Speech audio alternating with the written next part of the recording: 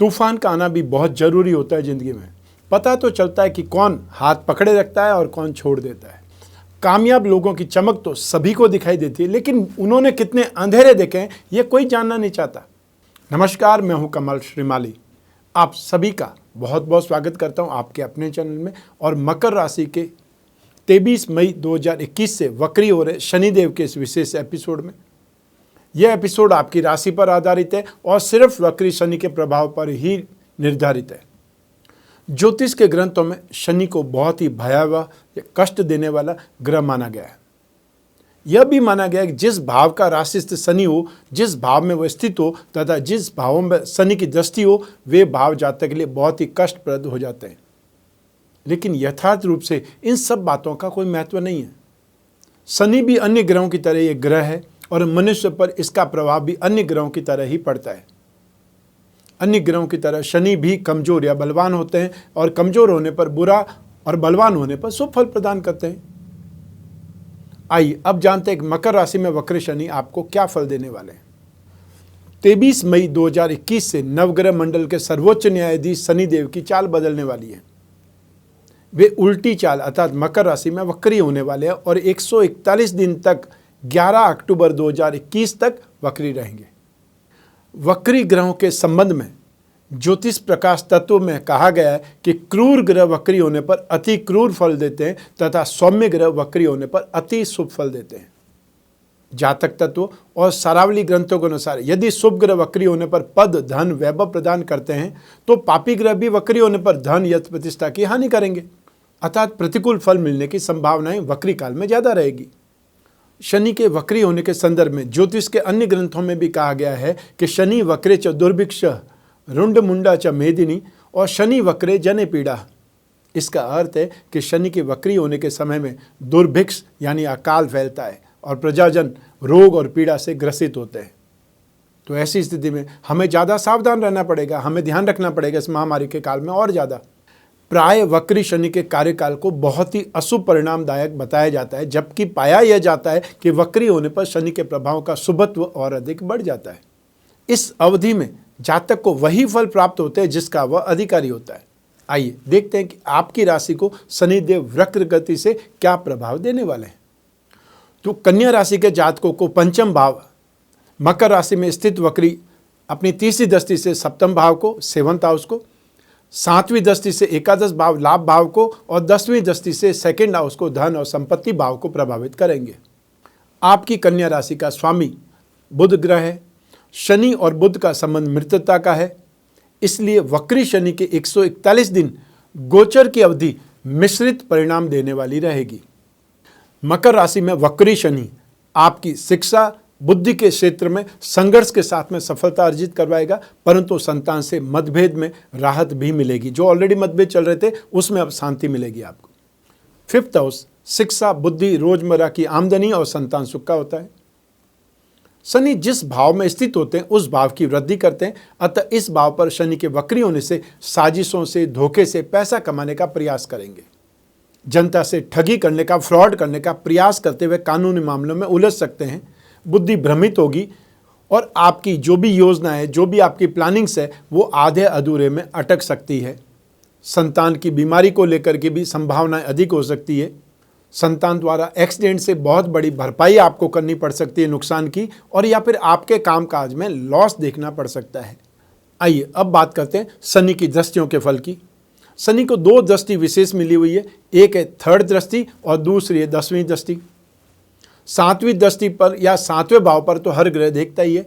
तो ऐसी स्थिति में शनि की जहाँ जहाँ पर दृष्टिपात हो रहा है, दृष्टि पड़ रही है, उसका क्या इम्पैक्ट होगा इस वक्री शनि का। तो वक्री शनि की तीसरी दृष्टि 7th हाउस पर, मीन राशि पर होगी और सप्तम भाव के अधिपति बृहस्पति है और शनि और बृहस्पति में मित्रता का भाव है। अतः आप जीवन साथी और दैनिक जो भी आपका कार्य व्यवसाय है उसके क्षेत्र में असंतुष्टिप्रद लाभ अर्जित करेंगे। लाभ तो होगा, इसमें तो कोई शक नहीं है, लेकिन जो आप चाहते हैं वैसी संतुष्टि आपको नहीं मिल पाएगी। आपके व्यापार में आपको मंदी दिखाई दे सकती है और अपना अधिकांश समय दुष्ट प्रकृति के लोगों के साथ में गलत संगति में व्यतीत कर सकते हैं। और जो विवाहित है उनका जीवन साथी साथ विवाद बढ़ सकता है या फिर जीवन साथी को भी छाती या पेट से संबंधित विकार की संभावनाएं रहेगी। उनकी हेल्थ को लेकर के आपको बहुत ज़्यादा सावधान रहना पड़ेगा। आइए अब बात करें शनि की 7वीं दृष्टि की। तो वक्री शनि की 7वीं दृष्टि एकादश भाव लाभ भाव पर है और लाभ भाव में राशि है कर्क राशि। तो कर्क राशि का स्वामी ग्रह चंद्रमा है। शनि और चंद्रमा जब एक दूसरे को देखते हैं, दृष्टिपात होता है, तो उस स्थिति को शत्रुता बोलते हैं। और यों भी शनि और चंद्रमा का दृष्टि संबंध या युति विष योग का निर्माण करती है। तो अब जब शनि वक्री हो रहे हैं तो जो फल दे रहे थे उसका उल्टा होगा। अतः अब आपको राहत मिलेगी, आमदनी में तेजी से वृद्धि होगी। हो सकता है कुछ संतुष्टि भी मिले, कुछ मायनों में संतुष्टि मिल सकती है, कुछ मद में संतुष्टि मिल सकती है, लेकिन पिता से वैचारिक मतभेद बराबर मिलता रहेगा, बराबर होता रहेगा। और यदि आप जॉब में हैं तो सीनियर्स को नाराज नहीं करें, उनके साथ चलें या उनके पीछे चलें। और हमेशा एक सिद्धांत है, घोड़े के आगे और अफसर के पीछे चलना चाहिए, तभी जिंदगी सही रहती है। मानसिक परेशानी तो भरपूर आएंगी, साथ ही उनका समाधान भी मिलता रहेगा। तो ऐसा कुछ भी नहीं होगा कि समस्या आएगी और अटक गई और आपको उनका समाधान पता नहीं है। समस्या आएंगी भी सही और उसका आपको कोई न कोई सॉल्यूशन, कोई न कोई समाधान भी मिलेगा। अर्थात आपको अपनी बुद्धि के घोड़े तो दौड़ाए रखने ही पड़ेंगे। आपकी हेल्थ भी हो सकता है कुछ नरम गरम चलता ही रहे, लेकिन परिवार का सहयोग आपको मिलता रहेगा। आइए अब बात करें शनि की 10वीं दृष्टि की। तो वक्री शनि की 10वीं दृष्टि सेकंड हाउस पर धन और संपत्ति भाव पर होगी, जहां पर कि तुला राशि है। तो तुला राशि का स्वामी ग्रह शुक्र होता है और शनि और शुक्र परस्पर मित्र है, अतः शुभ फल प्राप्त होंगे।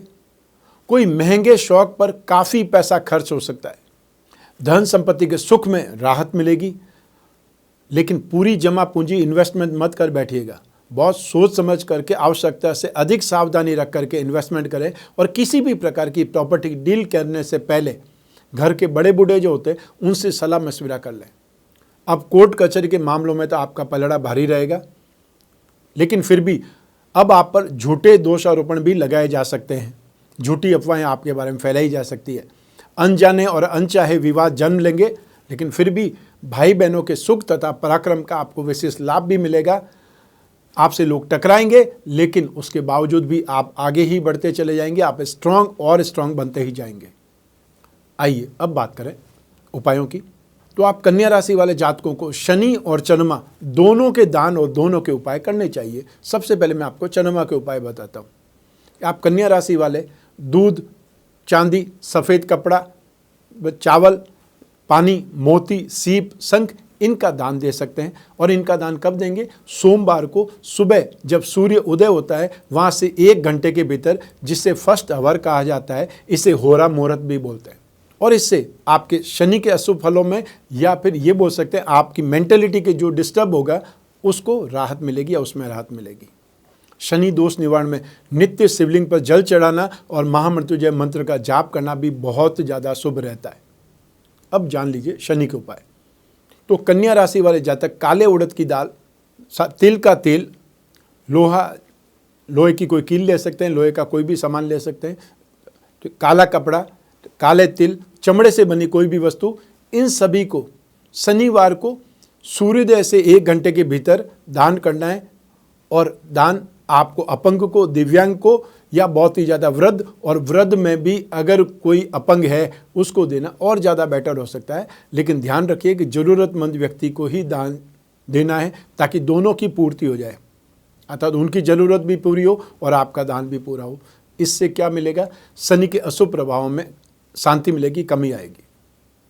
एक और उपाय, शुक्रवार की रात में आपको काले चने, देसी चने जो होते हैं, उसको पानी में भिगो देना है। और शनिवार की सुबह ये जो आपने चने भिगोए हैं वो लेने हैं। एक आपको कच्चा कोयले का छोटा टुकड़ा लेना है, लोहे की कोई कील लेनी है, और काले वस्त्र में लपेट करके मछलियों के बीच में डाल देना है। इस पूरे 141 दिन में जब तक शनि वक्री रहेंगे वहाँ तक प्रत्येक शनिवार को यह उपाय करना है। इससे शनि का प्रकोप शांत होगा। और जो व्यक्ति मछली खाते रहते हैं उन्हें इन 141 दिनों में मछली नहीं खानी है, ये याद रखना पड़ेगा। आप नीलम रत्न या उसका उपरत्न नीली धारण कर सकते हैं।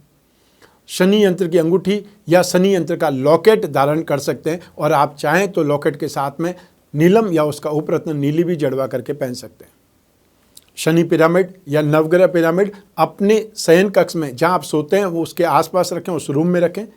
इससे आपके ऊपर नेगेटिव इम्पैक्ट आपकी बुद्धि पर नहीं होगा, आपके शरीर पर नहीं होगा। एक प्रकार से थेरेपी मिल जाएगी, सेफ्टी हो जाएगी।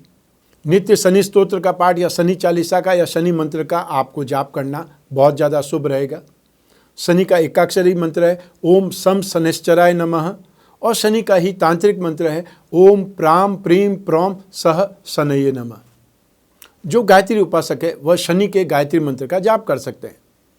ओम भग भवाय विद्महे मृत्यु पुरुषाय धीमहि तन्नो शनि प्रचोदयात्। शनि दोष निवारण कवच और या फिर सर्वश्रेष्ठ नवग्रह दोष निवारण कवच पहन करके या बनवा करके धारण कर सकते हैं। तो ये थे शनि के उपाय। यथासंभव जितना भी संभव हो सके आपको शनि शांति के उपाय जरूर करने चाहिए, उससे आपको बहुत ज़्यादा राहत मिलेगी। और इस महामारी में, महामंदी के दौर में ये बहुत ज़्यादा जरूरी भी है कि हम स्वस्थ भी रहें, प्रसन्न भी रहें, सुरक्षित भी रहें और अपने काम धंधे को भी बचा करके रखें। तो ये था वक्री शनि का राशिफल और विशेष उपाय। लेकिन ये सिर्फ आपकी जन्म कुंडली में से एक ग्रह चंद्रमा पर आधारित है, लेकिन बाकी सारे ग्रह तो आपको ही असर देते रहेंगे। और आपकी अपनी जन्म कुंडली में शनि कौन सी राशि का है, शनि कितनी डिग्री का है, शनि नवांश में कहाँ है, और शनि किन ग्रहों के साथ में, किन ग्रहों की युति में है और किन ग्रहों की दृष्टि में, इसका भी आपको इस शनि के राशिफल में फर्क पड़ेगा या चेंज होगा।